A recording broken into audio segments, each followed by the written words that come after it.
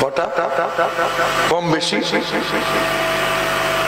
সেই এমপি গুলি এখনো পর্যন্ত সুপ্রিম কোর্টে একজন ছাড়া আর বাকি এমপি গুলি এখনো সুপ্রিম কোর্টে কোনো কেস করলো না কেন জানতে চাই। আপনি আমাদের ভালোবাসেন বলছেন, আপনি কেন বাধা দিচ্ছেন? আন্দোলন ঠিকভাবে করতে দিচ্ছেন না কেন? কেন বাধা দেন? আপনি তো হিতাকাঙ্ক্ষী, আপনি তো আমাদের সাথে নেবেন, আপনি অভিভাবিকা, আপনি ময়দানে নেই কেন? আপনার 222 জন এমএলএ এখনো কেন সুপ্রিম কোর্টে কেস করলো না?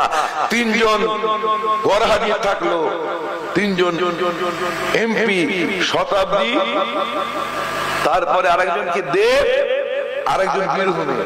আপনি কেন জিজ্ঞাসা করলেন না যে তোমরা কেন উপস্থিত ছিলে না? ওই যে 29 জন কোথায় সাইন করেছে, আমাদেরও দেখতে মন চায় যে বিপক্ষে করলো না পক্ষে করলো। আপনি একটু জানান।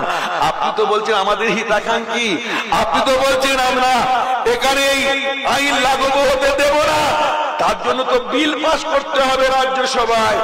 এখনো বিল পাস করেছে? আরে আপনি এগিয়ে আসুন, আপনার পিছনে, আপনি তো অভিভাবিকা, আপনি তো বলছেন সংখ্যালঘুদের পাশে আমি আছি, তো সংখ্যালঘুদের নিয়ে প্রশাসনকে সাথে নিয়ে গণতান্ত্রিক প্রক্রিয়ায় শান্তিপূর্ণ ভাবে আন্দোলন করুন, আমাদেরকে সাথে নেন, আমরা সাথে রয়েছি। আপনি কেন এখনো চুপ করে আছেন?